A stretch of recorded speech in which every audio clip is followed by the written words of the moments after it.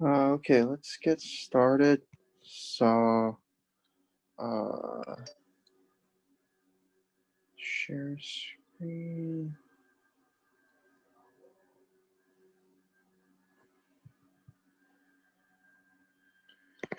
Okay, so your quiz, the final quiz, I believe, it will be on homomorphisms, which I will go over today.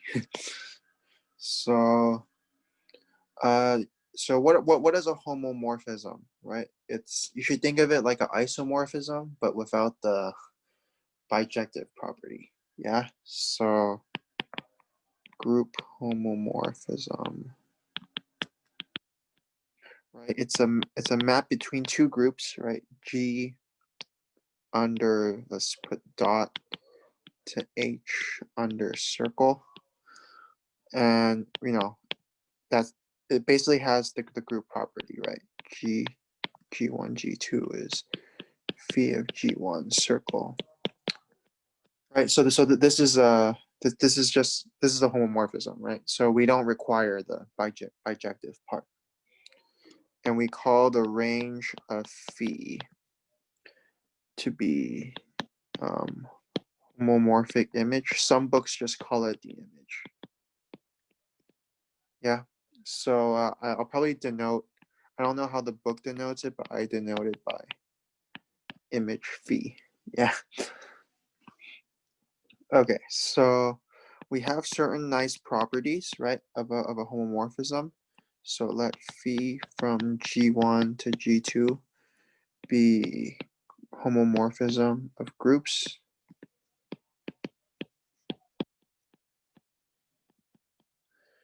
So there's again, like I proved last time, you must send identity to identity. This is a must. The note for if you know it from my proof last time, like I did not use bijectivity at all. Yeah, I just used this property right here.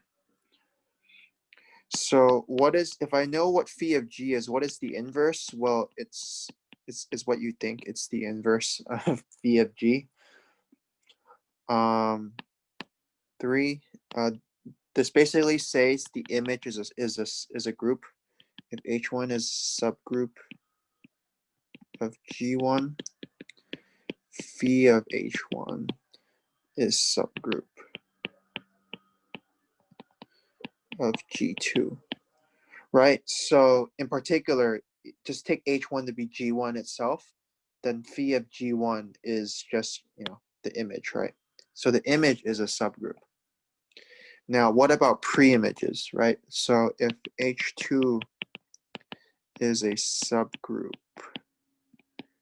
of G2, we have the pre-image of H2, which for those of you who are confused is the set where phi of G is in H2. This is a group, is a subgroup of G. Of G1, right? And moreover, if H2 is normal, the pre-image is normal. Is normal. So there's a special case of this, right? Special case is when H2 is just the identity subgroup. The identity is certainly normal, right? Because when you conjugate like GE, G inverse, like GE, G inverse is just GG inverse, and that's just E.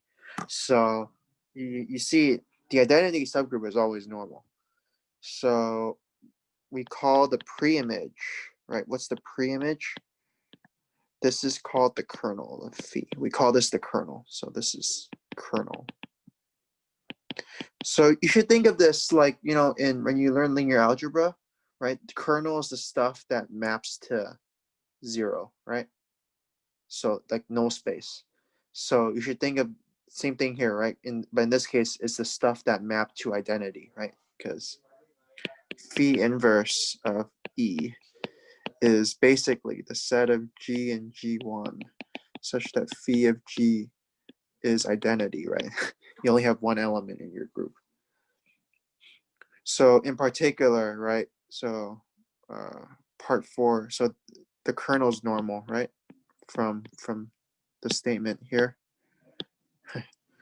So the kernel is a normal subgroup of your group. Any questions so far? So in particular, an isomorphism, you could define it to be a bijective homomorphism. Morphism. Okay. Any questions so far? Hopefully everything's clear. Okay. So we'll do more examples later, but there's like these main theorems that you should know.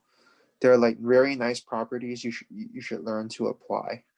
So yeah, let's get on with it. So we have a natural map, right? Natural map from if H is normal or natural homomorphism slash from G to G mod H, right? It's given by G goes to GH. Nothing special here. And you can see the kernel is H, right? Because what's kernel is the stuff that maps to identity. Identity in this group, right? And the identity in when you mod out by H is H, right? So you see anything that's an H maps to H. So you see the kernel is the H. And we have, using this, they prove the isomorphism, the first isomorphism theorem. And this is really what you need to know, at least the statement, yeah? So if, let's call it, they call it psi, from G to H. So in this case is, H need not be a subgroup of G, yeah? Is a group homomorphism with kernel K. Kernel K. Then we have isomorphism. Isomorphism from eta from G mod K to psi of G. Yeah. Sometimes we call this the image of psi. Yeah. So remember how like in linear algebra you have rank nullity, like null space plus image is like the whole space. Remember that? So it's pretty much the same thing here, right? Null space is K, image is image, and then it should be the group, right? So you should think of this like rank nullity in your algebra if you like. So really quickly here, right? We needed everything before, right? So if you go back, we have from proposition part 3 that image is a group, right? So this makes sense, right? Or else it won't be it'll just be a map, right? If we don't have both sides are groups. And same thing here, right? The K is the kernel, and I said here that the kernel is normal. So, and you have that if you quotient by a normal subgroup, it's a group, right? So everything, everything here makes sense. So from what I'm writing. Everyone clear so far? Okay, so second isomorphism theorem. So this is saying a lot of you in homework, right? You assume this, right? It need not be true, right? So this might not be true. So like in the case where it was order 4 and order 5, right? it is true, right? With additional assumptions. So if you remember, let me, instead of put an X, I say might not be true. Yeah. So recall in one of your homeworks, you needed that like Hn is Nh, right? So there's actually a slight, so, you don't need to assume the abelian property. You just need normality in one of the factors. So here's what the theorem says: H subgroup of G. So again, not necessarily normal. So H might not be normal. Yeah.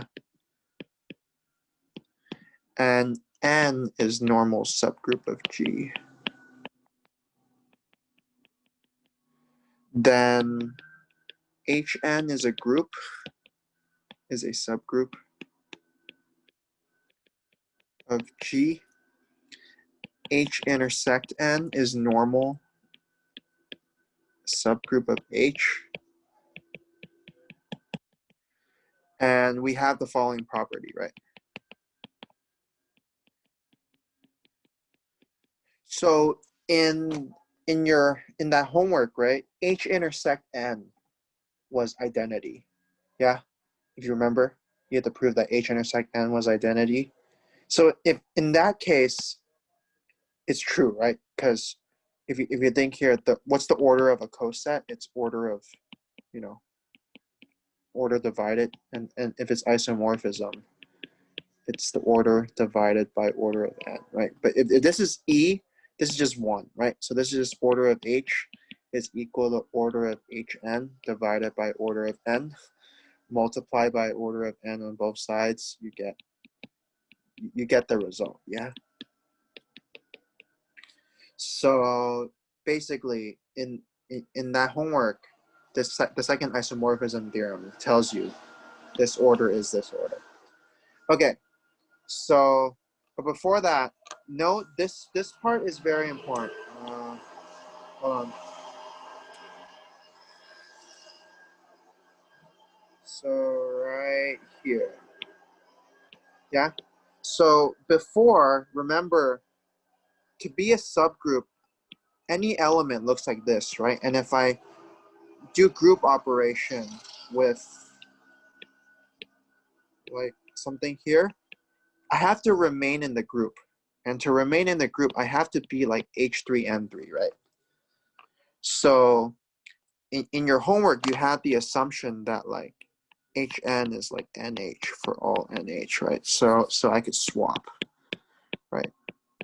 So this is equal to this. And then this is, we call this H3 and this is my N3. So this still belongs in Hn, right? But in this case, we don't have this. We just have that N is normal in G. And that's actually enough. So let's see why, right? So if I have H2N2, right? So what can I do? Well, I can just sort of add in a H2H inverse. H2 inverse, right? And then I have N1, H2, N2, right? I'm not changing anything because this thing's just E, right? So these two are equal. So what can I do? Well, what does normality say? Normality says if I conjugate, since n is normal, right? Gn G inverse is equal to n, right? I remain in n. That's what it means for n normal. So here I'm conjugating, right? So if you don't like, because the inverse is on the right, you can write it like this, right? H2 inverse N1, H2 inverse inverse. So I'm conjugating by H2 inverse, yeah? Because H2 is just inverse inverse, right? So if you don't like, if you're bothered by the fact that the inverse is on the right-hand side, so I adjusted it. So what does this say? This says I remain in N, right? And this thing is an N. So N is a group. So when I do group operation, I remain in N. Now this is an H. This is an H. H is a group, so I remain in H. So you see, this is an HN, right? Everyone see that? So in fact, you actually don't need its normal in G. You just need N is normal in H. Yeah, when you conjugate by any element in H, you remain in N. And that's enough for HN to be a group. Because if not, HN might not even be a group, right?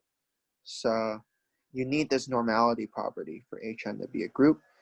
And I guess you do need N as normal because okay, let me repeat. So you need N to be normal to quotient this out. But for HN to be a group, you just need N to be normal in H. Yeah. So you see here, N normal guarantees this side is a group, and H intersect N being normal guarantees this side is a group. Yeah. So this isomorphism makes sense. And you can see how your homework follows from this, which is why they go over it after you do your homework. So, okay. Everyone clear on that? So I normally see first, second, and fourth isomorphism theorem used. I rarely see third. So third isomorphism theorem. This just means dividing. You could divide by the same thing. So this is rarely used. So N, H, both normal subgroups of G. Subgroups of G. And N is contained in H. So basically, it says quotient is the same as not quotienting. So this is G mod N over H mod N. Yeah. So if you like, you should think of this as division. So what happens when you divide by H over N? I mean, this formally, yeah, this is not correct. But you multiply by the reciprocal, right? The N's cancel, and you get G mod H. Yeah. That's the idea. Yeah. So quotient of quotient. I mean, dividing by the same thing is like not dividing at all.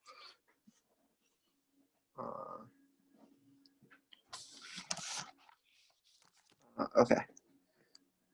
But anyways, I rarely see that used, so I wouldn't really. So some books call this fourth isomorphism theorem. Some books call it correspondence theorem. So these are like the four big theorems of like group theory. Yeah. Or one. Well, yeah. Four big, not the only, but these are the four big theorems. So N normal subgroup of G.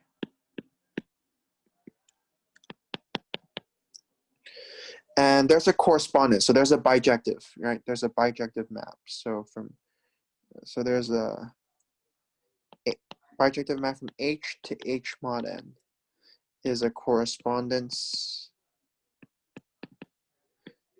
between what? Between subgroups H containing N.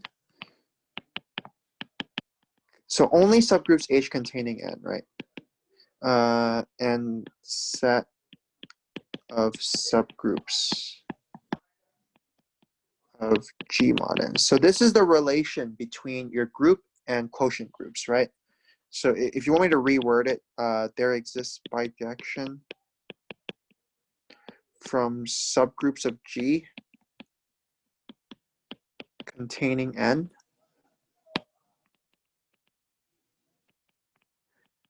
to subgroups of G mod N, right? There's like a one-to-one map. So is everyone good so far? So no, it doesn't say, anything about subgroups that, do not contain N. Yeah, those can be wild. But if I have a normal subgroup, right, all subgroups containing N, those correspond to subgroups in, G mod n, given by the map here. Okay, let's do examples. Yeah, I feel it's better to do examples. So I'm just gonna do problems from the book. So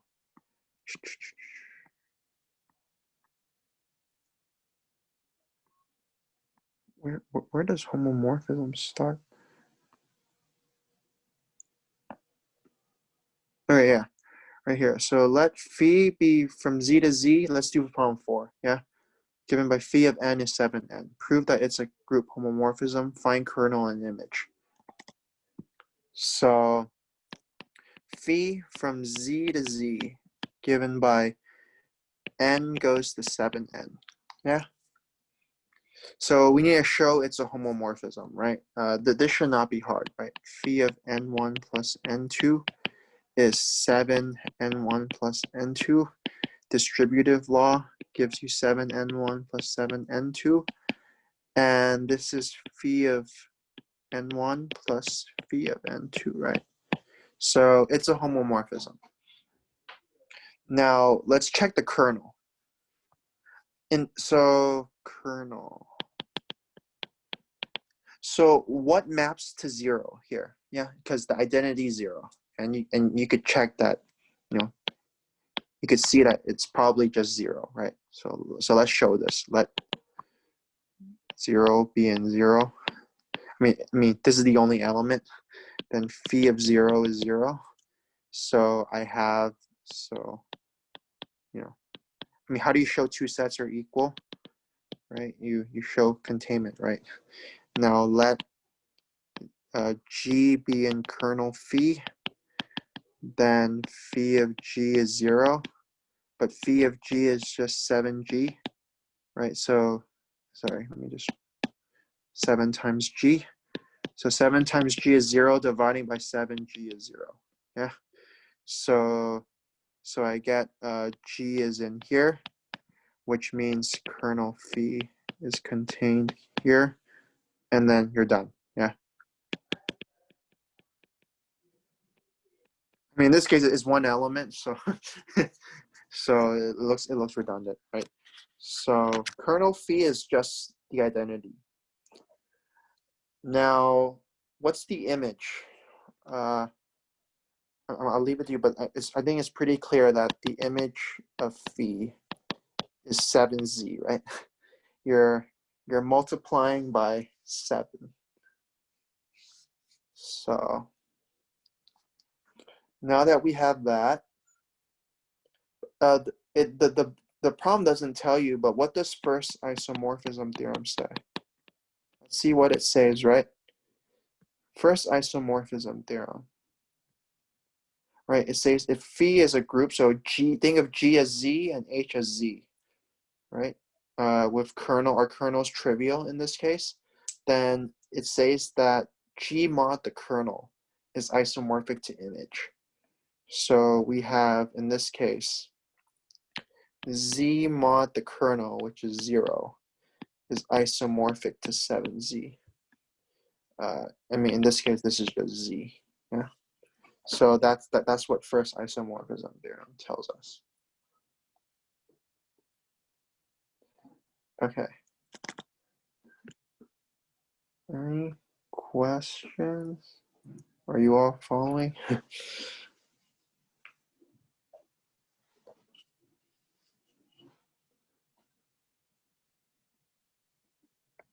Okay, great.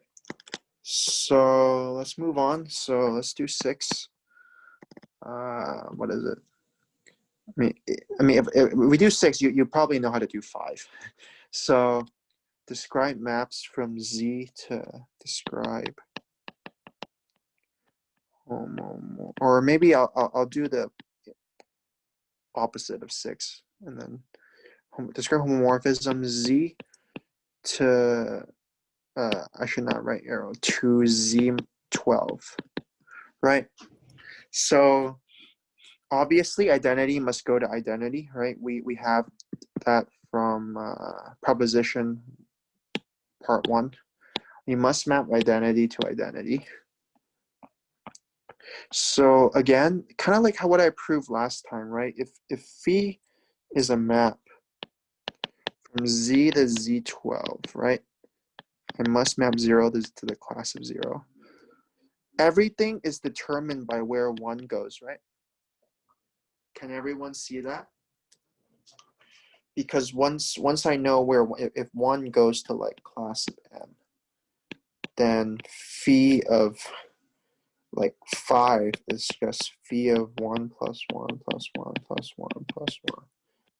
So it's just, you know, let me just write 5 times. I'm getting lazy. So this is just 5 times phi of 1, which is 5m, right? The class of 5m, right?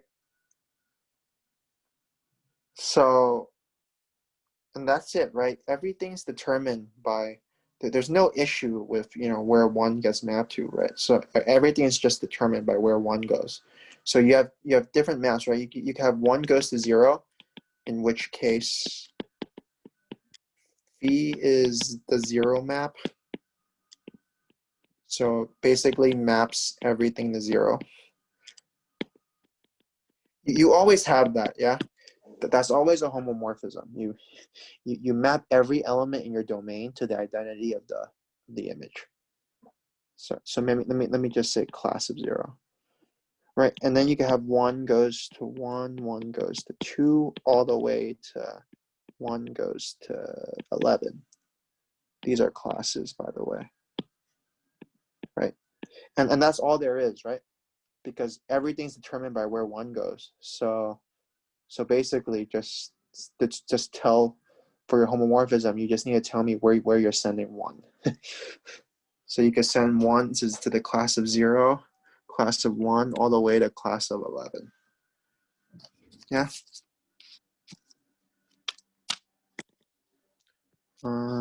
Everyone clear? Okay, so let me reverse it. Yeah. So reverse. Describe all homomorphisms. This will probably help you on problem 5. Z12 to Z.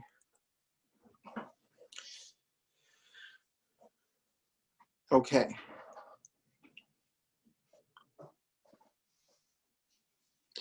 Again, Z12 is cyclic. It's determined by where 1 goes, and obviously we must map 0 to 0. Right. So everything's determined by where 1 goes, right? So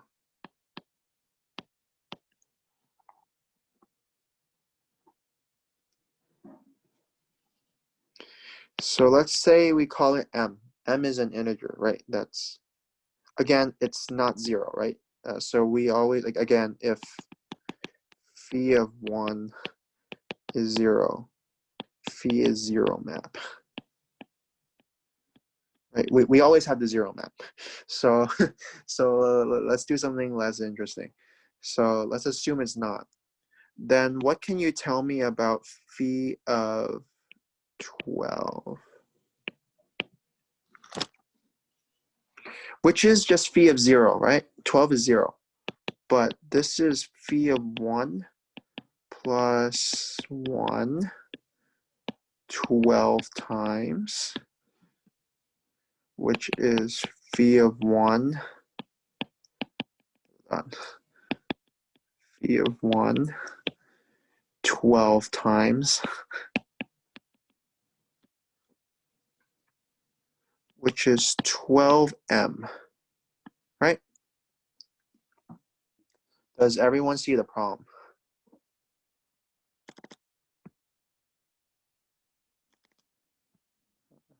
Do you all see what's the issue?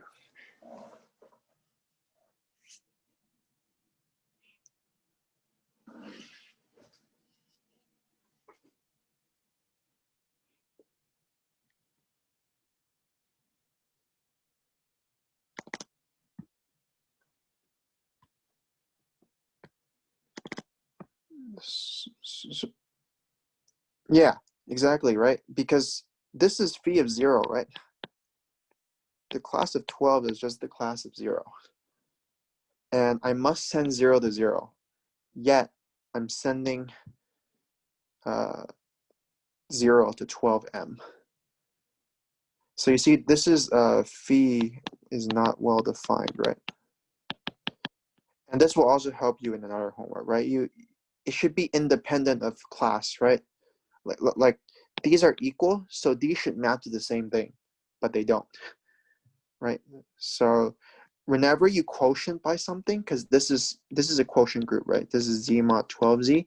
You need to check that different. What just happened? Just go back. Okay. Okay.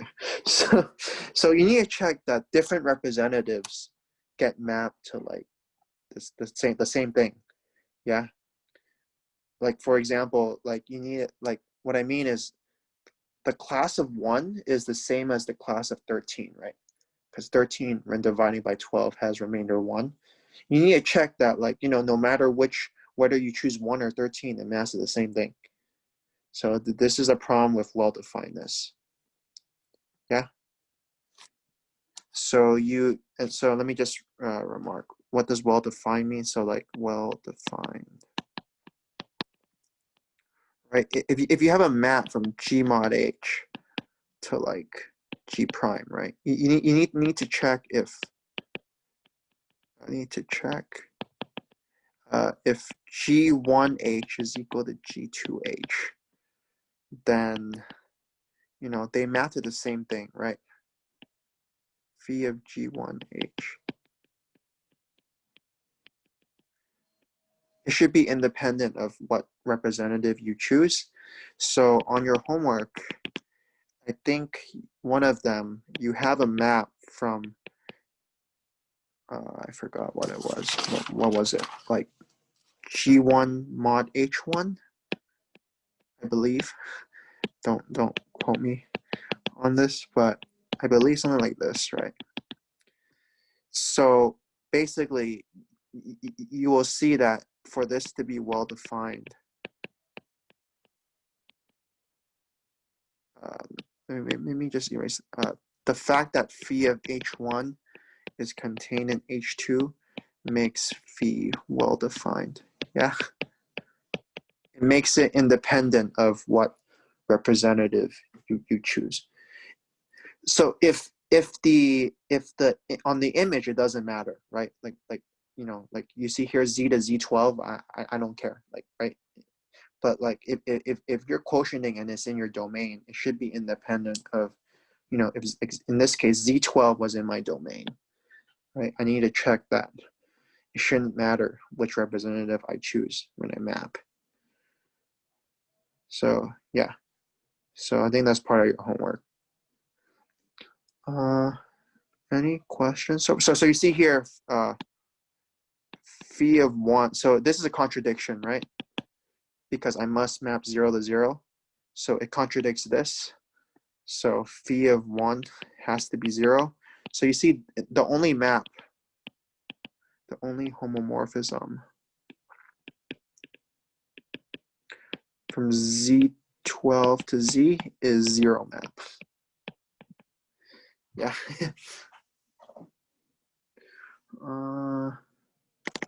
Everyone clear so far?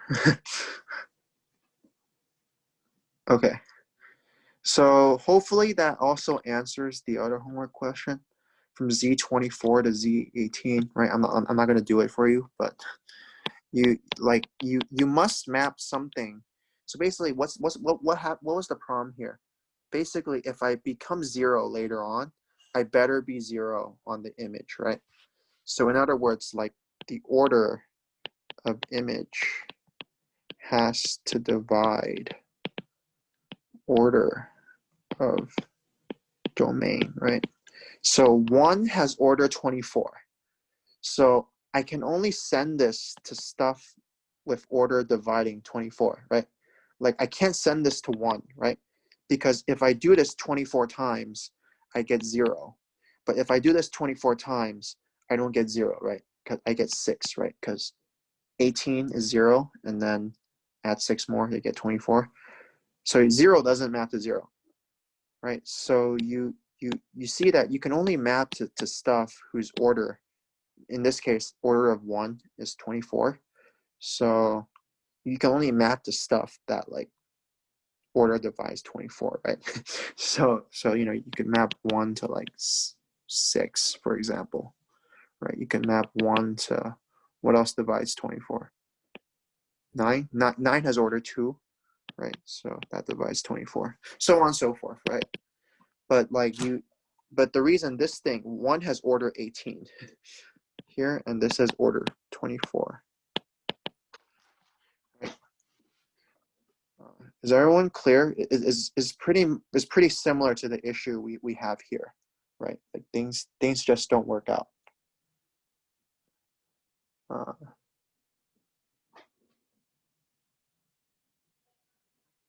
Everyone good? Makes sense? Yes. Oh. Okay. Great. So let's move on. So I don't want to put too much on you for today. I know it's a lot of new content.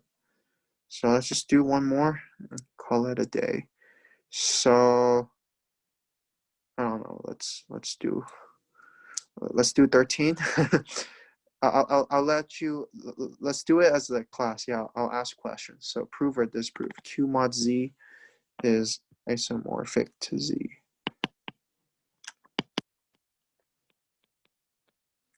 Not write that. Prove or disprove.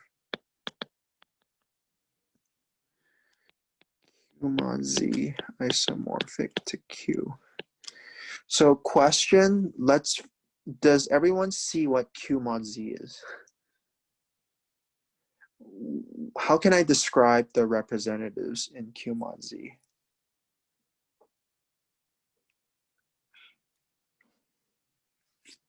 I mean, this is not related to problem 13, right? I'm just asking, like, how can, so if you see that integers are 0, right?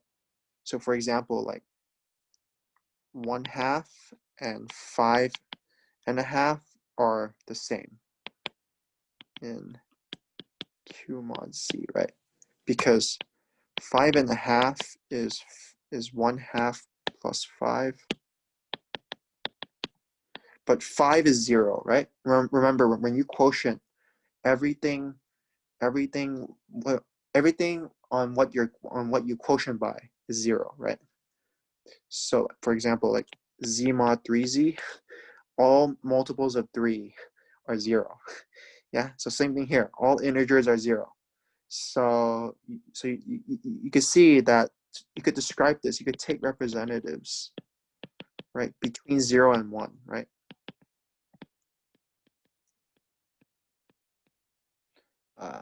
So between, and then of course you take 0, for example, plus 0. Yeah, so between, because when I say between, I guess I'm saying I don't include 0 and 1. So let's add in 0. So 0 is 1, right? Because 0, 1 is 1 plus 0. 0, 1 is 1 plus 0, but 1 is in Z. So 1 is just equal to 0. So you see, everything is just rational numbers between 0 and 1 and including 0, right? Take rational, right? Because 1,000.5 is the same as a half, because 1,000.5 is a half plus 1,000, and 1,000 is an integer. So you could just get rid of it. So does everyone understand, at least understand what this group is? So, okay, yeah, great. So now that we understand what this is, obviously, let's assume it is. So now this is isomorphic, right? So we not only is it homomorphism, we have bijectivity, right? So Q mod Z to Q. And obviously the class of 0 must go to 0. Okay. Cool. So here, let me ask the class. Do I know what this is? The class of 1 over.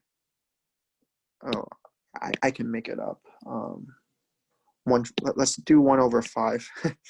where does where must 1 over 5 go?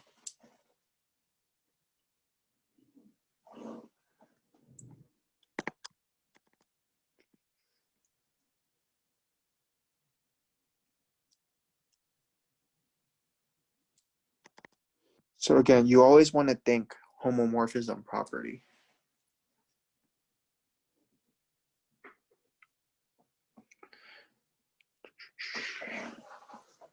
I'll let you think a bit longer.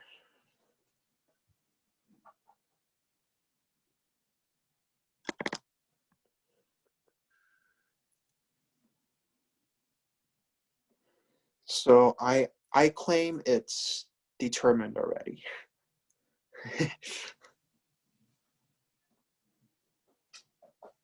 So note, Q is not cyclic, so it's not, we can't really just say it's determined by where like some element goes, but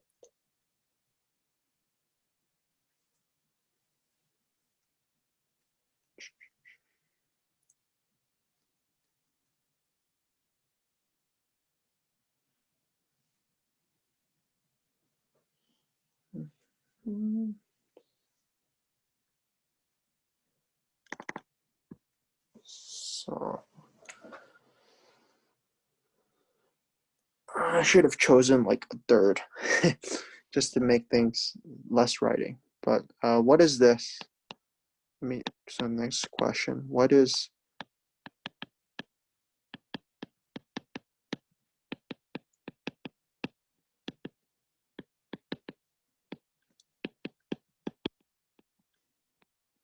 so on one hand, this is just this, right?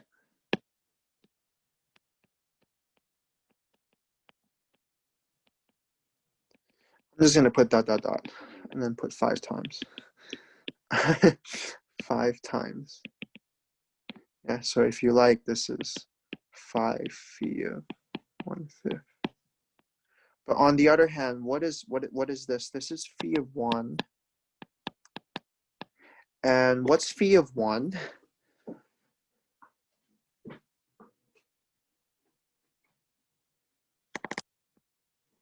What? I do not have m here. There's no m.